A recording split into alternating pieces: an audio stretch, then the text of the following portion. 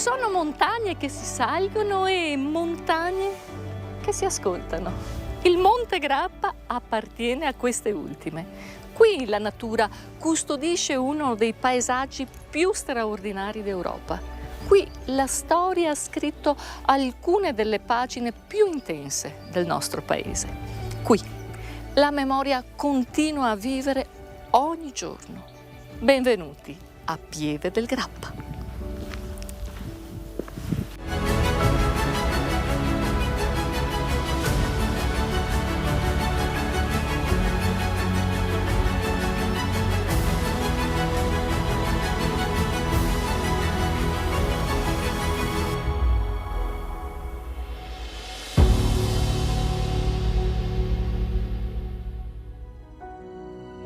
Sul punto più alto del massiccio sorge uno dei luoghi più solenni della memoria italiana, il Sacrario militare di Cima Grappa. Custodisce le spoglie di migliaia di soldati caduti durante la Prima Guerra Mondiale. Queste montagne furono teatro di battaglie decisive. Oggi il silenzio di questo luogo invita alla riflessione, ricordando quanto siano preziosi la pace, il dialogo e il rispetto tra i popoli.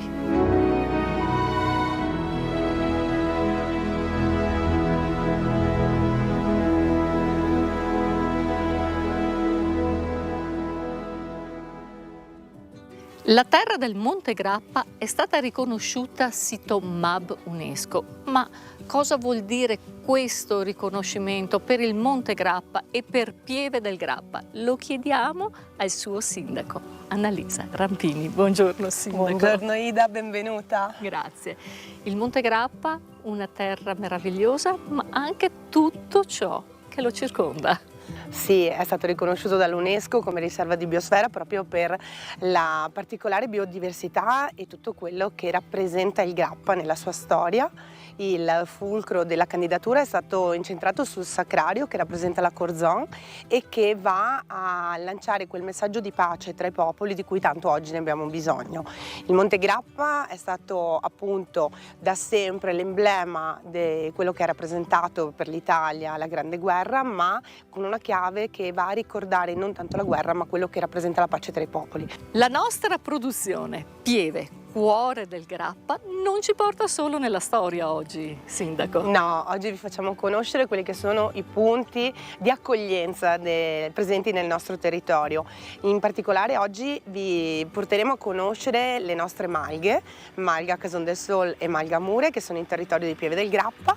Abbiamo anche due rifugi, il rifugio Bassano su a Cima Grappa che tutti conoscono, ma anche il rifugio Ardosetta che si trova sul percorso di salita a piedi dal santuario della Madonna del Covolo che abbiamo già visitato e Cima Grappa. Partiamo allora, sindaco, insieme per questo viaggio tra enogastronomia, territorio, grande storia e tanto altro ancora. Grazie Ida, buon viaggio, ci incamminiamo dove avrai modo di riempirti gli occhi con un territorio meraviglioso, il cuore con sentimenti e sensazioni uniche che il Grappa sa regalare e anche il palato perché resterai incantata dai nostri prodotti.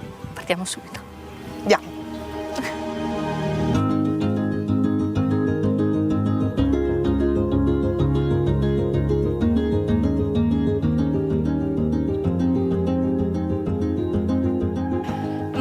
Grappa non è solamente memoria, è anche vita quotidiana, lavoro, tradizione e sapori autentici.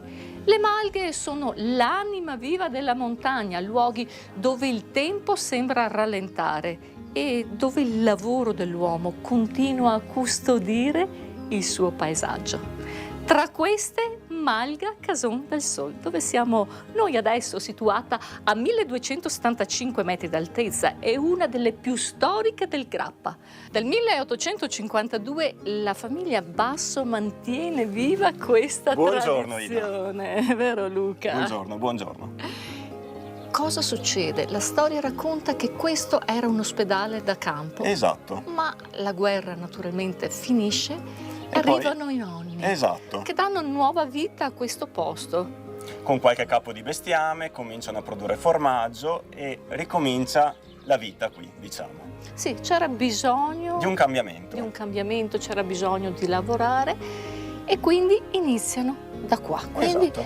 veri e propri montanari. Esatto. Passa una generazione e E i 50 miei anni genitori fa, in questo caso aprono l'agriturismo.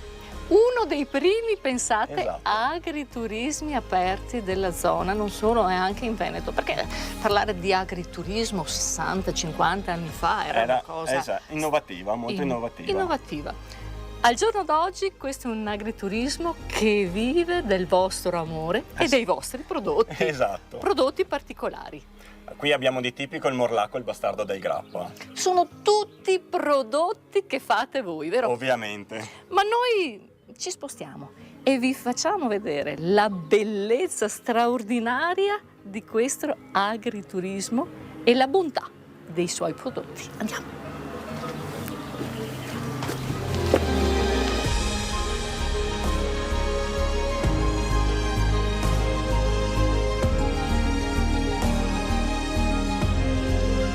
Luca, qui ci si alza alle 5:30 per fare un buon formaggio, ma lo sappiamo tutti che non tutti i formaggi sono uguali. Qui abbiamo solamente formaggi con prodotti naturali. Qui e abbiamo genuini. il bastardo, è un formaggio in questo caso di vacca, Sì. delle nostre vacche, fatto ogni giorno con pascoli diversi e si vede anche il giallo è derivante dal prato. Certo, ma è vero che il formaggio cambia di sapore in virtù di quello che mangiano le nostre Certo, vacche. certo. Qui da noi mangiano solo erba, quindi il formaggio è di sola erba. Per abbinare un buon formaggio naturalmente ci Salumi. vuole un buon affettato, un buon salume. Esatto. E in questo caso Qui io abbiamo ho già la bresaola ho già la collina in bocca. e il salame di vacca. Naturalmente il pane, ve lo facciamo vedere come viene fatto qua. Eccolo qua, al forno. Al forno. Tutte le mattine. Sì, ci si alza. Presto. Sì, naturalmente, per il formaggio, ma anche per il buon pane. Ecco, qui in questa malga si vive così, tra cose genuine, naturali, aria fresca, Esatto. senti? E poi un panorama, un saffiato. Sì, indimenticabile. Ma cosa si può abbinare a un buon formaggio? Naturalmente un buon miele. Il miele del grappa, marchio riconosciuto. E allora noi cosa facciamo?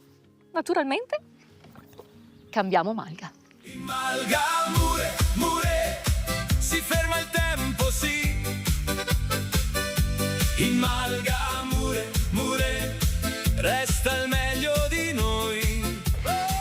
La biodiversità del miele si ritrova proprio qui nel grappa dove conta il suo marchio. Signor Morosin, buongiorno. Buongiorno. Ma è proprio vero che il miele cambia, ma anche il formaggio, in virtù dei sapori, dei profumi e dei colori dei fiori?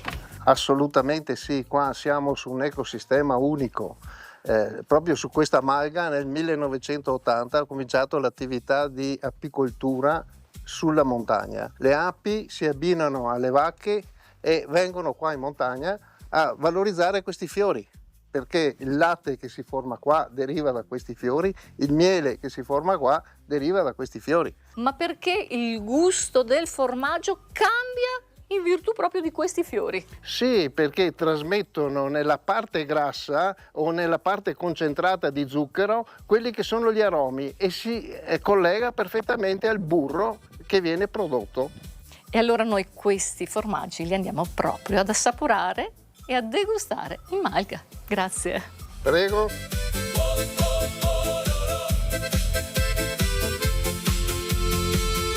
A Malga Mure si racconta una storia che parte già dal 1400. Sì, perché Morlacco, il suo formaggio, parte da allora, vero Eric? Sì, parte proprio da allora, dalle popolazioni balcaniche, dette così dei Morlacchi, che si sono trasferite su queste nostre montagne. Erano popolazioni di pastori, nomadi, e facevano questo formaggio povero, ricavando prima il burro, di ciò che restava facevano questo formaggio povero, infatti è chiamato il formaggio dei poveri, e si erano insediate qua. Poi con l'evento della Grande Guerra e di tante altre cose, queste montagne si sono spopolate e negli ultimi decenni è stato ritrovato ed è stato riconosciuto questo marchio del Grappa, il Morlacco del Grappa.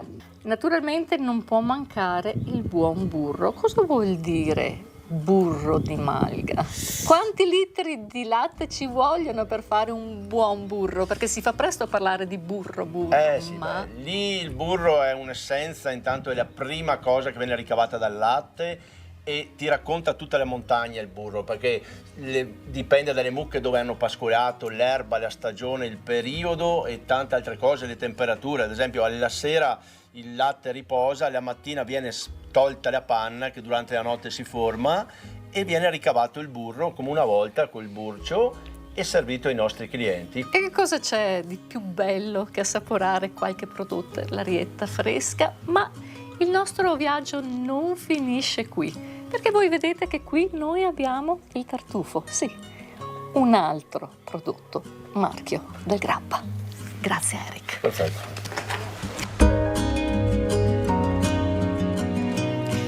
Chi l'avrebbe mai detto che il Monte Grappa, noi ci troviamo esattamente qui, avesse un terreno carsico ventilato, idoneo alla raccolta del tartufo. Vero Bruno? Esatto. Che tipo di terreno è questo terreno carsico e come mai è arrivato solo adesso il tartufo? Allora, questa è una grande riscoperta, perché pensa a te che nel 1700 qui in zona facevano delle fiere apposta su questo prodotto, il tartufo nero. L'estivo e l'invernale, due varietà di tartufo. Quindi il tartufo si può raccogliere sia d'estate che d'inverno. L'inverno è più pregiato, l'estivo è il classico estivo. La particolarità del tartufo del Grappa è che è molto delicatissimo, è delicatissimo a livello olfattivo, però croccante e persistente il sapore in bocca. Perché? Proprio la varietà del terreno, che la montagna, essendo una montagna carsica, ventilata da due fiumi, Brenta e Piave, crea un microclima diverso da altre montagne e di conseguenza ci dà un prodotto diverso. Il Monte Grappa. Che terra meravigliosa, non da scoprire, ma da riscoprire. Il tartufo si raccoglieva nel 1700, adesso siamo tornati a ricercarlo. Il morlacco, sono arrivati i morlacchi, producevano il morlacco nel 1400, si riproduce ancora al giorno d'oggi, ma tante sono le cose a scoprire, il territorio, la grande storia della grande guerra e poi il folklore, le leggende, sì, quelle che noi porteremo nelle prossime puntate. Naturalmente tutte queste cose hanno un punto di informazione. Dove? Allora, trovi tutto presso a Pieve del Grappa, dove abbiamo anche la sede del tartufo del Grappa, con il tartufo fresco e con dei prodotti trasformati. Io sicuramente verrò a cercare questo tartufo perché voglio provare anch'io l'ebbrezza E sicuramente rimarrai entusiasta. e l'emozione di tanta storia e di tanto prodotto. Grazie Bruno. Grazie a te. Il Monte Grappa non è soltanto una montagna, è un territorio riconosciuto dal programma MAB UNESCO, un patrimonio dove uomo e natura convivono in equilibrio. Boschi, pascoli, biodiversità, sentieri e comunità locali formano un paesaggio unico, ideale per chi ama la natura, l'escursionismo e il turismo lento. Qui ogni stagione regala emozioni diverse. Ogni passo diventa scoperta, ogni panorama racconta il valore profondo di una montagna viva.